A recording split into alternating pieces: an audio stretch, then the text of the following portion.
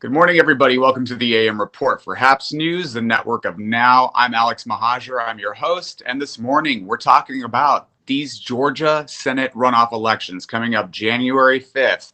And Donald Trump, who seems to be discouraging GOP voters from participating. And now we're hearing that Republicans and Trump supporters in Georgia are calling for a boycott of these runoff elections, which will determine the fate of the U.S. Senate and the power structure of the U.S. Senate for the next few years. So we're going to be talking about that, and we're going to talk about all of today's top headlines, all of this and more on the AM Report.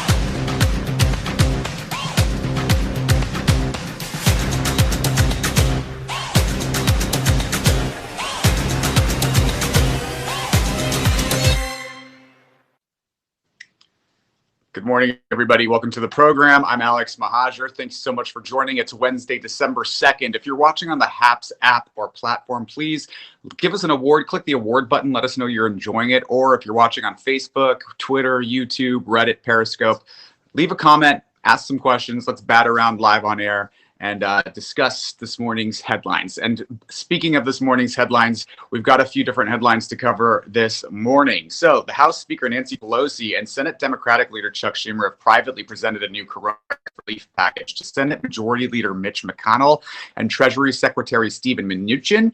And in response to this, McConnell has been circulating his own plan to the Senate GOP, although it looks like their respective plans have not budged from what was earlier proposed. We know that Nancy Pelosi wanted a much bigger package worth a lot more. Senate Majority Leader Mitch McConnell is looking for something much, much smaller in terms of the budget, the amount, the final dollar amount. So we will see if we are able to get anything by the end of the year. Healthcare workers and elderly care home residents will be the first to receive the coronavirus vaccine, according to the CDC. Now, the UK has just approved, as of this morning, the Pfizer vaccine, which is putting pressure on the FDA to approve use of the vaccine for Americans. We're hoping that those first doses will come in before the end of the year and projected to get across the board access for all Americans by the second quarter of next year. Now, Arizona and Wisconsin have certified their election results, meaning that Trump has failed to stop the vote certification in all 6 states where he continues to contest the outcome of the election. I'll note Trump has raised $170 million since Election Day to, quote, defend the election.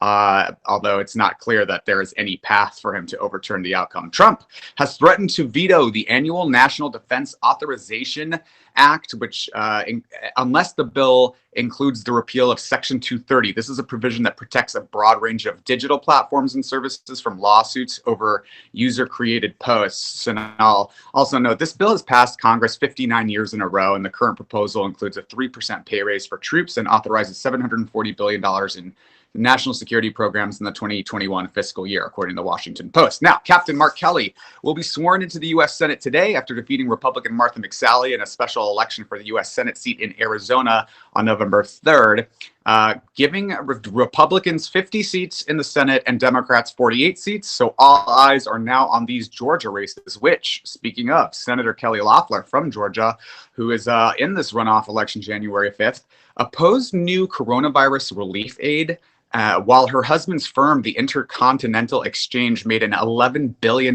deal because the coronavirus crisis was creating an opportunity for them in that state.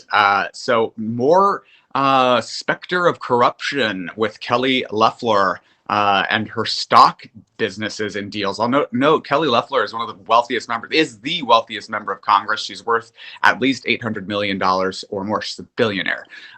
So more troubling information coming out of Kelly about Kelly Loeffler ahead of these Georgia runoff elections. Now, the Georgia runoff elections are coming up January 5th, and it's a real. What's happening with the messaging coming from Donald Trump has been very problematic for Republicans who are interested in holding on to power in the Senate and holding on to the majority in the Senate. So as we heard, we now have a 50-48 split.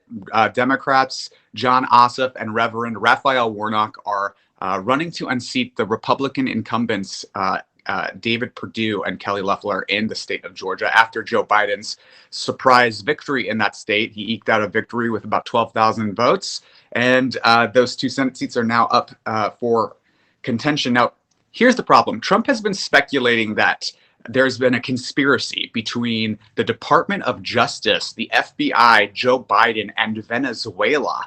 And here he is on Fox News. As we played this the other day, but I want to play it again so you understand. This is Donald Trump on Sunday on Fox News's Maria Bartiromo show, talking about how he believes the DOJ is in on this conspiracy to steal the election from him. Let's watch. This is total fraud, and how the FBI and Department of Justice, I don't know, maybe they're involved, but how people are allowed to get away from this stuff with this stuff is unbelievable. This election was rigged. This election was a total fraud, and it continues to be as they hide. And the problem we have, we go to judges, and people don't want to get involved. The media doesn't even. So the DOJ, Venezuela, Joe Biden are all in on this together. Now, because he didn't state it there, let me elaborate that. What he's claiming is that there are Venezuelan voting systems that predetermined the vote for Joe Biden, that they switched the votes for Joe Biden. And this is something his attorney, who he has since distanced himself from, Sidney Powell, has been saying. I'll note Sidney Powell is a QAnon supporter who filed lawsuits in Georgia claiming these kinds of really wild, insane conspiracy theories, and with no proof whatsoever. So this prompted Bill Barr, who's the attorney general, who is also a Trump lackey. I mean, he's the one that has defended Donald Trump from being really from the Mueller reports and implications. He has consistently refused to hold the president accountable for anything and has acted as Donald Trump's personal attorney in many ways. This really insane allegation prompted him to release a statement just yesterday saying the Justice Department has not uncovered evidence of widespread voter fraud that would change the outcome of the 2020 presidential election. And particularly with regards to these allegations about Venezuela, Bill Barr has said that there's been one assertion that would be the claim that machines were programmed to skew the election results, and the Department of Homeland Security and the Department of Justice have looked into that, and so far we haven't seen anything to substantiate that. So when Donald Trump's personal lackey, Bill Barr, is discrediting these allegations altogether, it doesn't really look good for him. And it's true that that Trump hasn't won a single fraud case. So how does this pan out for Georgia? Now, Trump hasn't won a single fraud case, and Brian Kemp, who's the governor of Georgia, he certified the election results for Joe Biden despite being a huge Trump supporter and a very devout Republican. And Trump has been putting the pressure on Brian Kemp to, quote, do more to fight for him in Georgia, to publicly echo his claims of voter fraud and appear more on television, end quote. This is according to the Washington Post. Kemp has not done that, and there's a reason why. One is that Georgia law prohibits governors from interfering with election results. The other is that these two Senate races are coming up, and Donald Trump has been calling into question the election's integrity in Georgia and saying that these results are fraudulent and the result of a massive conspiracy. So, like I said, right now the GOP is 50 seats. The Democrats with Mark Kelly have 48 seats, and these two races will determine whether there's a 50-50 split in the Senate. And if there's a 50-50 split, the new vice president-elect, Kamala Harris, will become the tie-breaking vote, giving Democrats the majority. So Trump has been attacking the election integrity in Georgia. He wants Brian Kemp to overturn the runoffs in advance. And here's Donald Trump's tweets from the other day about this very issue. Do something, Brian Kemp. You allowed your state to be scammed. We must check signatures and count signed envelopes against ballots, then call off the election. It won't be needed. Call off the election. It won't be needed. So what he's trying to do is overturn the previous election so that the runoff election, January 5th, is mute. Now, Republicans in Georgia are concerned, and this is according to reporting in Politico, that these attacks on the election integrity could depress turnout and cost the GOP the Senate. And that's that's makes sense because GOP voters are now saying, well, why would we continue to give money? Why would we turn out to vote when the machines are just going to overturn our votes anyway? The Republicans in Georgia and Trump supporters in Georgia, some of them are calling for a boycott of the Senate elections to spite Brian Kemp and the GOP Secretary of State for certifying the election results for Joe Biden.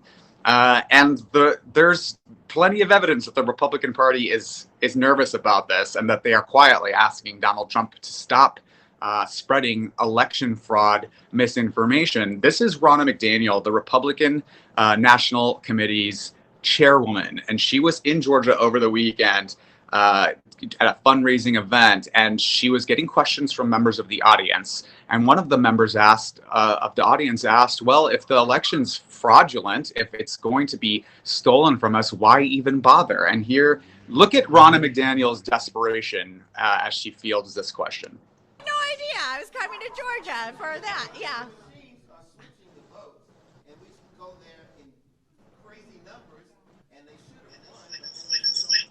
Yeah, we have to. We didn't see that in the audit, so we've got to just that evidence I haven't seen. So we'll wait and see on that.